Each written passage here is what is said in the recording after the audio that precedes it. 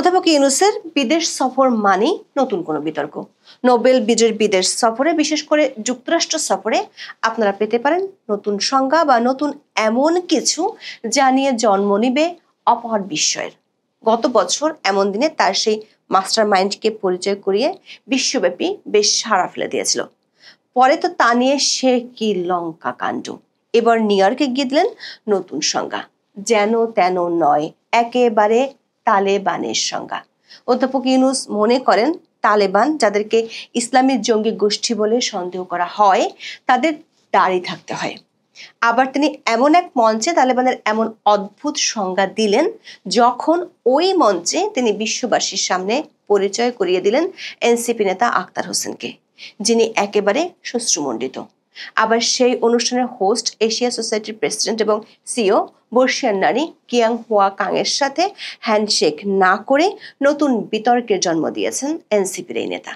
দর্শক, অধ্যাপক ইউনূস তালেবানের নতুন সংজ্ঞায় এমন একটি সময় দিলেন যখন তারই মিত্র বাংলাদেশ খিলাফত মজলিসের 7 নেতা আফগানিস্তান মানে তালেবানদের দেশ সফরে গিয়েছেন, যারা আবার তালেবানের মতো দাড়ি পাগড়ি সবই পরেন।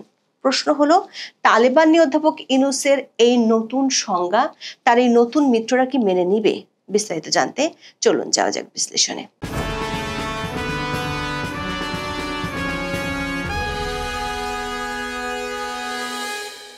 ক্ষমতায় আসার 1.5 মাসের মধ্যে গত বছর জাতিসংঘ সাধারণ পরিষদের 79তম অধিবেশনে গিয়েছিলেন অধ্যাপক ইউনূস। সাথে নিয়ে গিয়েছিলেন ছাত্র উপদেষ্টা মাহফুজ আলমকে। নিউ ইয়র্কে জাতিসংঘ সম্মেলনের ফাঁকে গত বছরের 25শে সেপ্টেম্বর সাবেক মার্কিন প্রেসিডেন্ট বিল ক্লিনটনের Clinton global initiative leaders stage অনুষ্ঠানে যোগ দেন অধ্যাপক ইউনূস। মাহফুজ আলম তখন ছিলেন ডক্টর ইউনূসের বিশেষ সহকারী। মঞ্চে মাহফুজ আলমকে ডেকে নিয়ে পরিচয় করিয়ে দেন, বলেন মাহফুজ হচ্ছে আন্দোলনের পেছনের কারিগর, যদিও সে এটা স্বীকার করতে চায় না। বলে যে সে একা নয়, আরো অনেকে মাস্টারমাইন্ড আছে, কিন্তু এরই মধ্যে সে গণ অভ্যুত্থানের পেছনের কারিগর হিসেবে পরিচিত। তার এমন বক্তব্যে দেশব্যাপী বেশ হইচই পড়ে যায়। অধ্যাপক ইউনূসের মিত্র বলে পরিচিত অনেক ছাত্র নেতাও এতে গোসা করেন। পরে অবশ্য মাহফুজ দাবি করেন তিনি মাস্টারমাইন্ড নন। একই অনুষ্ঠানে তিনি আরো বিতর্কের জন্ম দিয়েছিলেন জুলাই আন্দোলনকে মেটিকুলাসলি ডিজাইন বলে। He is known as to be the brain behind the whole revolution. So he denies it repeatedly. He said, not me, many others, but that's how he is recognized, that he's the brain behind the whole thing. It's amazing, meticulously designed thing.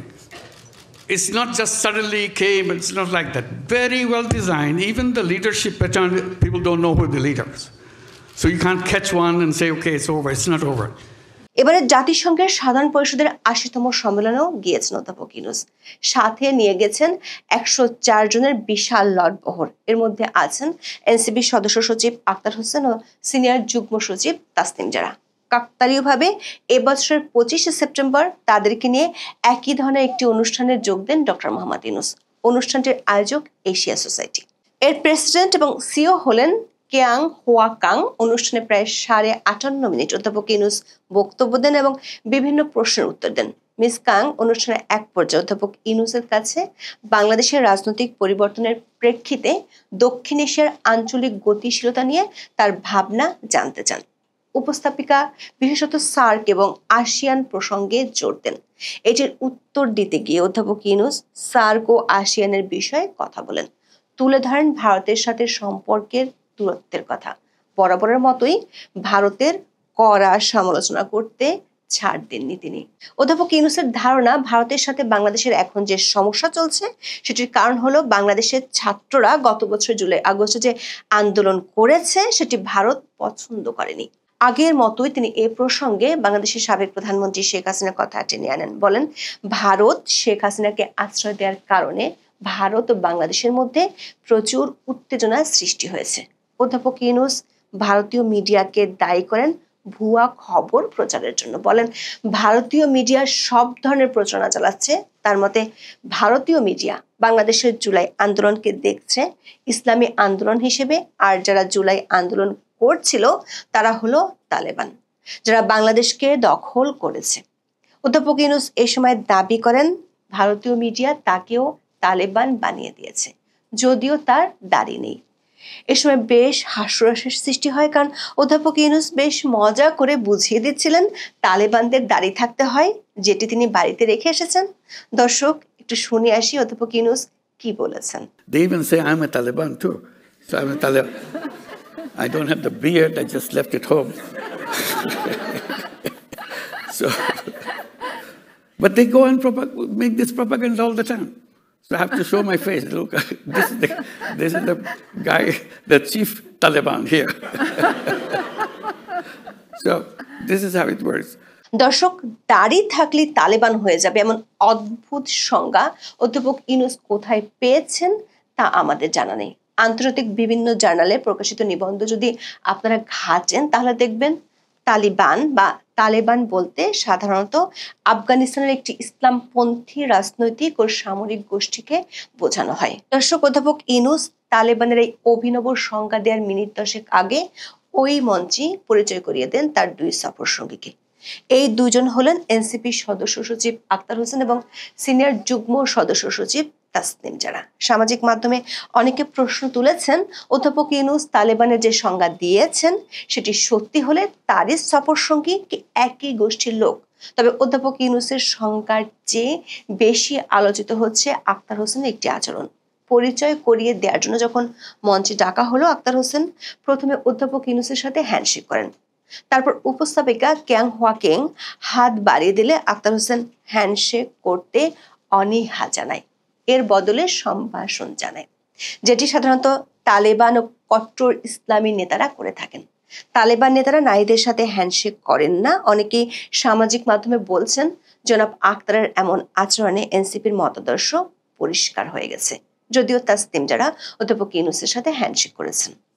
দর্শক, অধ্যাপক ইউনূস তালেবানের নতুন সংজ্ঞা দিতে গিয়ে তালেবানদের দাড়ি থাকা বাধ্যতামূলক বলে যে বৈশিষ্ট্য যোগ করেছেন তাতে বিপাকে পড়েছেন তার অনেক দেশীয় মিত্র। বিশেষ করে তিনি এমন এক সময় বক্তব্যটি দিয়েছেন যখন তার মিত্র বলে পরিচিত বাংলাদেশের হেফাজত ইসলামী ও খেলাফত মজলিসের নেতারা ঠিক আফগানিস্তানি সফরে আছেন। গত 17 সেপ্টেম্বর তালেবান সরকার আমন্ত্রণে আফগানিস্তান গিয়েছেন বাংলাদেশের হেফাজতে ইসলামের নেতারা। হেফাজতের প্রতিনিধি দলে সংগঠনের নায়েবে আমির মাওলানা আব্দুল হামিদ, যুগ্ম মহাসচিব মামুনুল হক সহ 7 জন আছেন। সেখানে তারা আফগানিস্তানের ইমারাতে ইসলামিয়া বা তালেবান সরকারের প্রধান বিচারপতি, পররাষ্ট্রমন্ত্রীর সঙ্গে বৈঠক করেছেন তালেবান সরকারের শ্রম ও সমাজ কল্যাণ বিষয়ক মন্ত্রী মোল্লা আব্দুল মানান ওমারির সাথে। দর্শক, মোল্লা আব্দুল মানান ওমারি হলেন প্রয়াত তালেবান প্রধান মোল্লা ওমরের ভাই।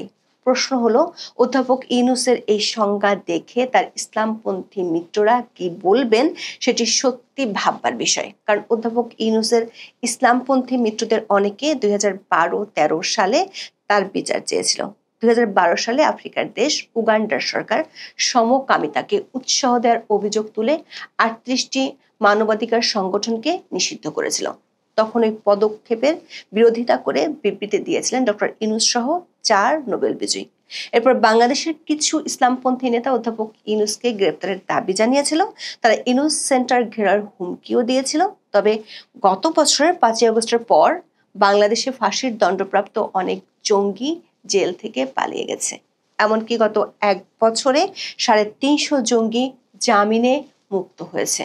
অধ্যাপক ইউনূসের শাসনামলে ইসলামপন্থীদের একটি গ্রুপ মাজার ভাঙছে, সাধুদের উপর হামলা চালাচ্ছে প্রতিনিয়ত, তাদেরকে ধরে চুল দাড়ি কেটে দিচ্ছে, এমনকি তাদের কেউ কবর তুলে লাশ তুলে জ্বালিয়েও দিয়েছে। এত সহিংসতার পরও অধ্যাপক ইউনূস ও তার সরকার জঙ্গিদের ছায়াও দেখতে পান না। এগুলোকে তারা দেখেন প্রেসার গ্রুপ হিসেবে। সেই প্রেসার গ্রুপ যদি তালেবানের নতুন সংজ্ঞায় খেপে যান তখন হয়তো পরিস্থিতি পাল্টে যেতে পারে। এখন এ পর্যন্ত সবাই ভালো থাকুন, সুস্থ থাকুন, নিরাপদে থাকুন। দেখা হবে আগামী পর্বে।